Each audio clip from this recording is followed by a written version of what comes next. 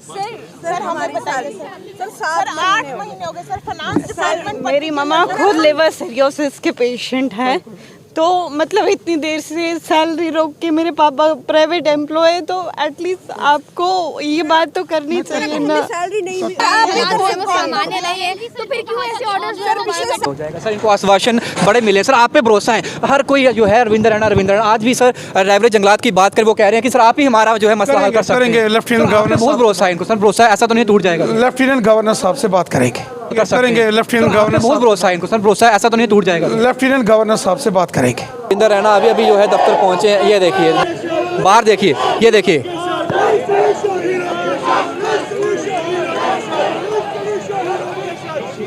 रायबरेली जंगलात, रायबरेली खेल एंड वाइसीज तमाम लोग जो हैं प्रदर्शन कर रहे हैं। ये देखिए, क्या ये मरने के बराबर नहीं है? क्या वहाँ चांसेस नहीं है हमें मार दिया जाएगा? इससे बेहतर नहीं है कि सर यहीं की सड़कों पे मरे sir?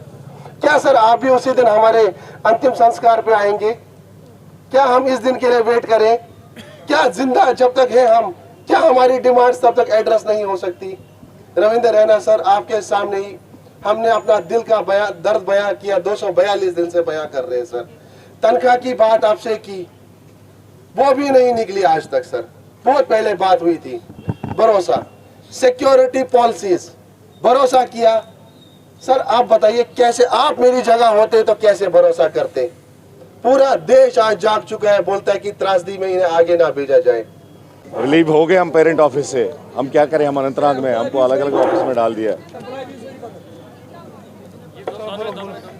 107 employees district fund office Anantnag के अलग अलग ऑफिस में डिप्लॉय हो चुके हैं और उनका रिलीविंग ऑर्डर आ गया है।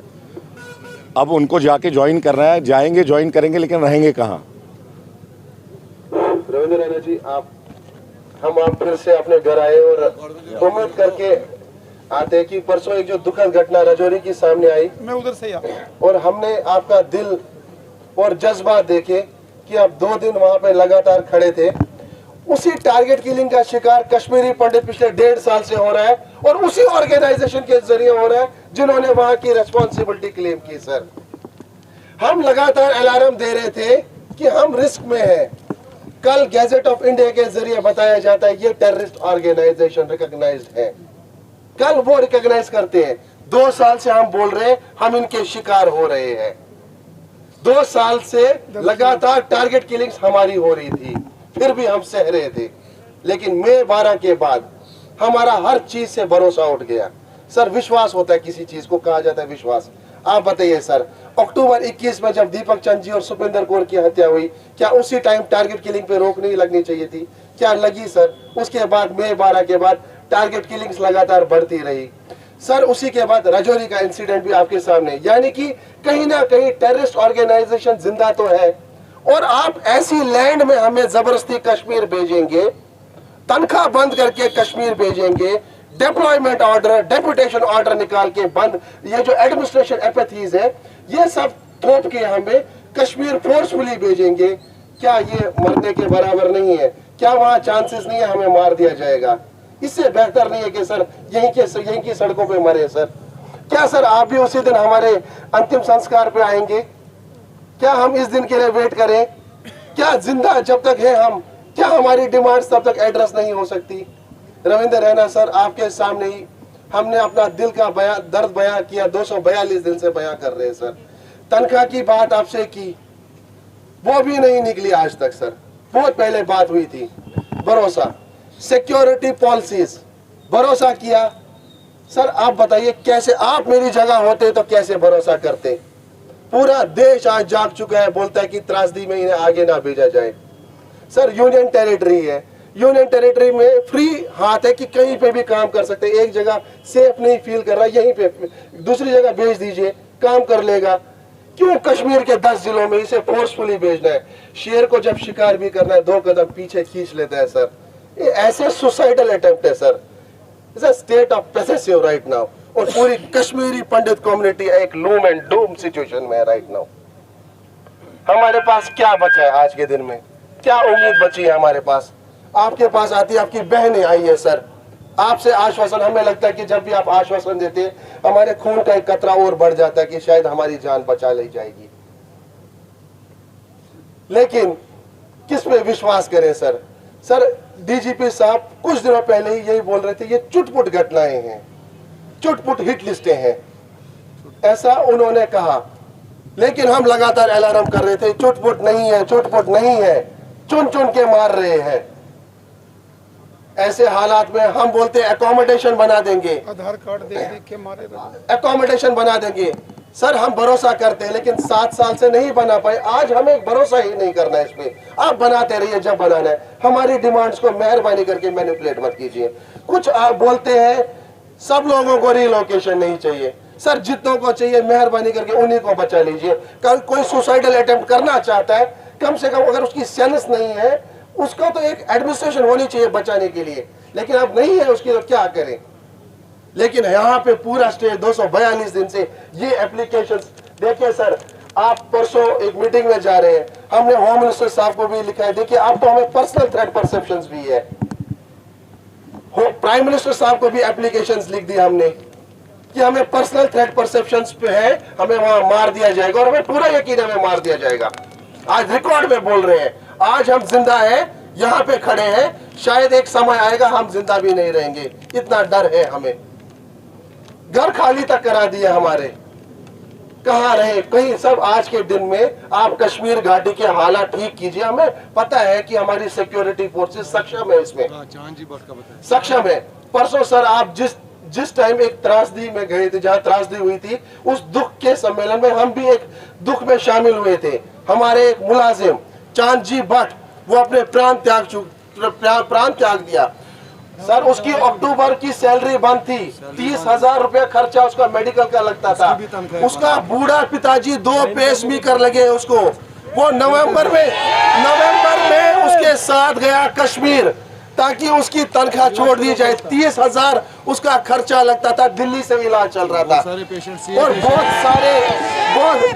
बहुत सारे पीएम पैकेज एम्प्लॉयज अभी डेथ बेड पे भी है। क्या उन पे भी इंसानियत तौर पे नहीं देखा जा सकता था इस केस को? क्या ये मैटर ऑफ प्रेस्टीज हो सकता है? इंसानी जान, हम बोलते हैं लास्ट में इंसानी जान की कीमत नहीं है सर। क्यों नहीं है कीमत? पहले 5 लाख थी, आज 10 लाख है सर। कीमत तो है ना सर जी। हमें बताइए सर, हमें करना क्या है? 242 दिन से हमारा हौसला एक बराबर जज्बात टिका है, क्योंकि हमें उम्मीद है कि कोई है जो हमारा साथ देगा। सबसे पहले महादेव, उसके बाद जो हमारे हित की बात करते हैं, और अगर वो भी हमें भूल जाएंगे तो फिर हमारा मर्सी ऑफ गॉड पे ही है सर। तो हमें बताइए सर, हमें करना क्या है? आप ही बताइए, जो आप बोलेंगे हम वो करेंगे।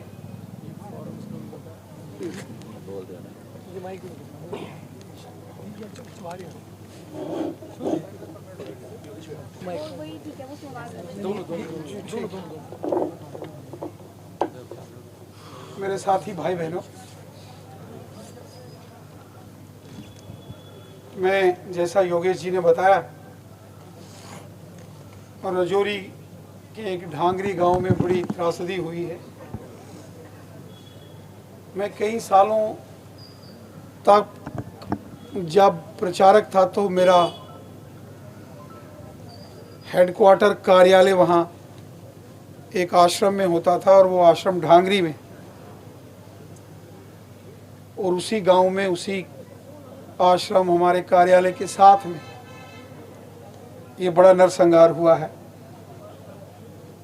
मैं देख रहा था आप सब ने उसकी बड़ी मजम्मत की है। आज योगेश जी ने आज भी उसका यहाँ जिक्र किया है। और उसके बाद मैं यहाँ हॉस्पिटल में ज़ेर इलाज कुछ ज़ख्मियों को एयरलिफ्ट करके जम्मू लाया, कुछ रजौरी में हैं, उनके इलाज के लिए भी यहाँ डॉक्टर्स लगे हैं। बेस्ट पॉसिबल जो भी होगा। रहा मामला आप सबका, उस रोज़ जब यहाँ आप आए, हमारे जो जनरल सेक्रेटरी साहब के सामने आपने अपना विषय रखा, उन्होंने इन डिटेल आपका ये मामला वहाँ दिल्ली के अंदर जाके इन रिटर्न उसकी एक रिपोर्ट सबमिट की है। और उन्होंने हमें कहा था कि आप तैयार रहना, 1 या 2 को हो सकता है आपको दिल्ली आना पड़े। लेकिन फिर ये बड़ा मामला हो गया, सारी एडमिनिस्ट्रेशन, सारी ministry of home affairs, LG साहब भी वहाँ उस गांव में जाके पहुँचे। मैं आज वहाँ से वापस अभी आ रहा हूँ, फिर से इस पर हम बात करेंगे। कल हमने वो जो अलग अलग कमेटीज़ बनाई थी उसकी फाइनल मीटिंग है, वो पूरा ड्राफ्ट तैयार हो रहा है। जैसे आपने ये सबने लगभग, मुझे लगता है कि कम से कम 2-2.5 हज़ार ये लेटर्स आपने लिखे हैं और मुझे दिए हैं। ये भी अप्रोप्रिएट जगह पर हम पहुंचाएंगे जहां आपने एड्रेस किए हैं। रही बात आपके मामले की, उस दिन भी और कई बार पहले भी मैंने भी कहा और हमारे सीनियर साथियों ने सब ने कहा है, कश्मीरी पंडित के तमाम मसाइल हल करना हमारी प्रायोरिटी में। उस रोज़ भी और हर रोज़ हमारी बहनों ने जो बोला, किसी ने ये नहीं कहा कि हम कोई कश्मीर छोड़ के भाग रहे हैं, किसी ने ये नहीं कहा कि कश्मीर में हमें वहाँ जो लोकल्स जहाँ जिनके घरों में आप रहते हो उन्होंने कोई कुछ डराया धमकाया, लेकिन सबका एक ही कंसर्न है कि जो सिक्योरिटी थ्रेट्स एप्रीहेंशन, कभी पर्सनल कभी मीडिया सोशल मीडिया, उस पर हम भी देखते हैं। और मुझे समझ नहीं आती है एक बात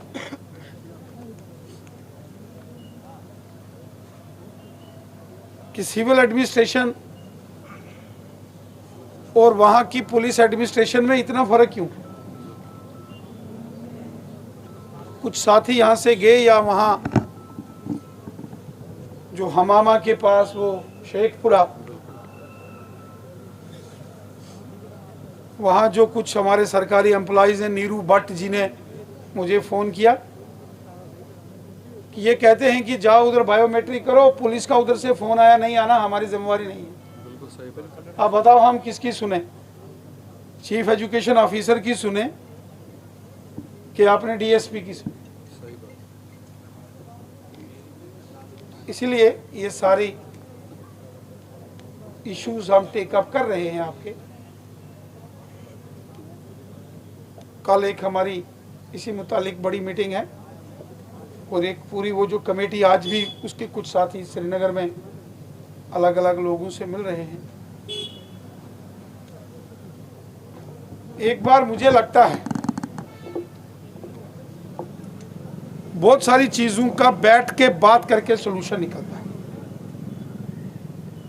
दुनिया में कोई ऐसी चीज नहीं है जिसका कोई वे आउट या सलूशन नहीं निकाला जा सकता, लेकिन बातचीत से हल होता। मैं जब रिलीफ कमिश्नर के ऑफिस में आया था तब भी, पिछली बार जब आप यहाँ आए थे तब भी, और आज भी मैं हाथ जोड़ के गुजारिश करता हूँ कि ये इश्यूज हमको, इन इश्यूज का डेडलॉक रख के किसी चीज का हल नहीं हो। आज अगर 250 दिन हो रहे हैं, बहुत लंबा अरसा होता है। कश्मीरी पंडित यहाँ बैठे हैं, ऑल रिजर्व कैटेगरीज के हमारे भाई बहन पनामा चौक बैठे। एक बार बातचीत प्रशासनिक अधिकारियों को, माननीय लेफ्टिनेंट गवर्नर साहब को एक बार बुला के ये मसला हल करना पड़ेगा। और मुझे लगता है कि वो रूबरू होने से चीज़ें कभी साफ होती हैं। मैं पेपरों में पढ़ के, टीवी देख के या सोशल मीडिया में देख के आपकी जो इश्यूज है उसको पूरा ना तो मुझे समझ आएगी जब मैं आपके बीच में आता हूं, तो ज़्यादा आदमी को समझ आती है कि उसकी दर्द कितना है, इंटेंसिटी क्या है। इसलिए ये डेडलॉक ख़त्म करना बहुत लाजमी है। मैं आज यहाँ आपके बीच आया हूँ और मैं यहाँ से लेफ्टिनेंट गवर्नर साहब से फिर गुजारिश करूँगा कि इनको एक बार, चाहे all reserve categories Jammu based employees हैं या पीएम पैकेज और नॉन पीएम पैकेज में लगे हमारे कश्मीरी पंडित भाई बहन, इनकी बात सुननी पड़ेगी। यहाँ हमारे पंडित जी दीपक भट्ट साहब अभी बता रहे थे, ये बात देखो, उस रोज भी मैंने बोला था कश्मीर हमारी सरजमी है, मातृभूमि है।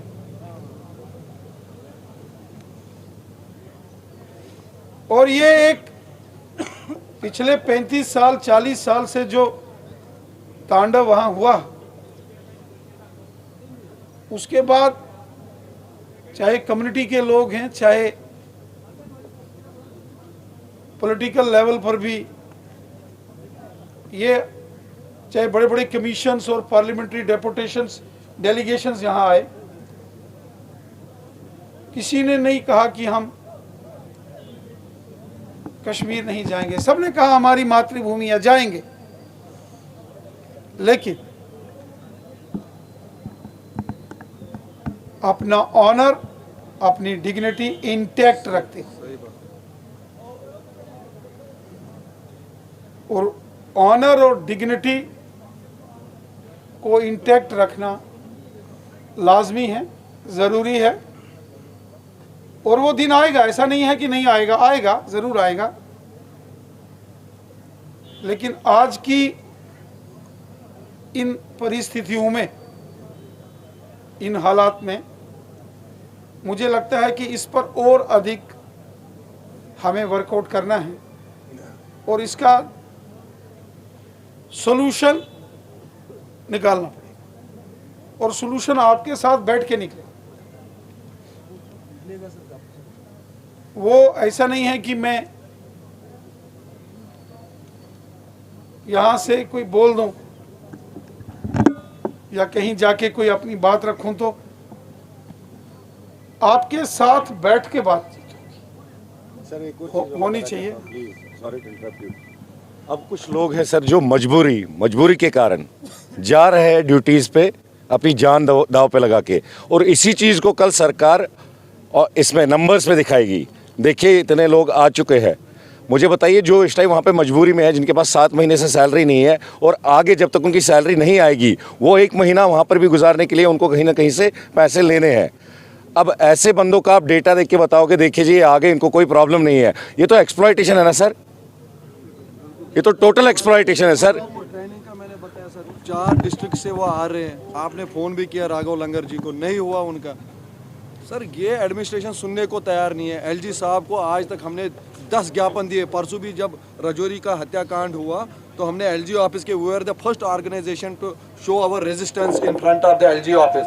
तो वहाँ पे भी हमने एलजी साहब से गुजारिश की कि हमें मिलने का समय दीजिए, क्योंकि ये बातचीत से ये मसला हल होगा। एडमिनिस्ट्रेशन, अगर एलजी साहब इतने बिजी है, उन्होंने नोडल अफसर नियुक्त किया है अक्षय लाबरू जी को, वो आइए हमसे बात कीजिए, बैठ के ही सोल्यूशन निकलेगा। लेकिन कहीं ना कहीं वो जो सिक्योरिटी का इशू है इसको दबाना चाहते हैं। जैसे वो पहले से बोल रहे थे कि ये टीआरएफ की धमकी है, ये कुछ नहीं है, ये कोई ऑर्गेनाइजेशन ही नहीं है, ये छुटपुट घटनाएं हैं। देखो टारगेट किलिंग तब से शुरू हुई थी जब दीपक चंद मेहरा जी, सुपिंदर कौर जी को स्कूल के अंदर देख के, आई कार्ड देख के उनको साइड लाइन किया गया और उनको हत्या की गई।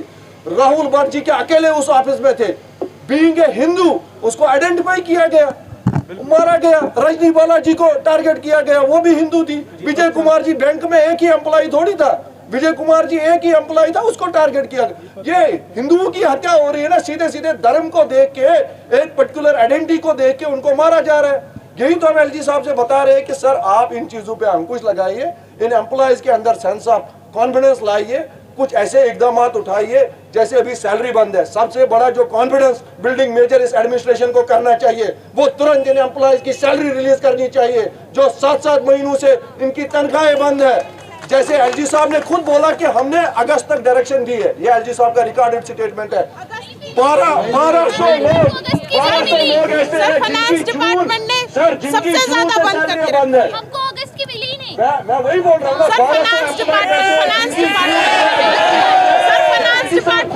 स्टेटमेंट का खंडन कर रहे हैं। जून जुलाई अगस्त 1200 एम्प्लॉयज की जून जुलाई अगस्त की भी सैलरियां बंद है और मैक्सिमम ऑफ द एम्प्लॉयज सितंबर अक्टूबर नवंबर दिसंबर से बंद है और जून जुलाई अगस्त की भी। कल भी हमने डीडीओ से रिक्वेस्ट की कि एलजी साहब ने बोला है कि एटलीस्ट अगस्त तक इनकी सैलरी रिलीज करो।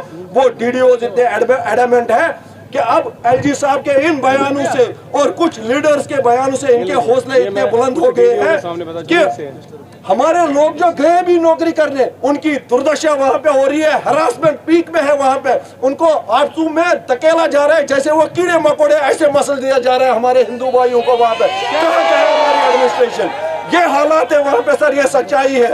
अदरवाइज ये इतना बड़ा इशू नहीं था। हम बोलते थे कि आप हालात ठीक है हम जाएंगे। हम तो 12 साल से जा रहे हैं, साउथ कश्मीर में खुद सारा कवर किया है, एक एक गांव हमने साउथ कश्मीर का देखा है, एक एक बच्चे से हमने इंटरेक्शन किया है, सिविल सोसाइटी से हम घूम रहे थे, लेकिन तब ऐसे हालात नहीं थे।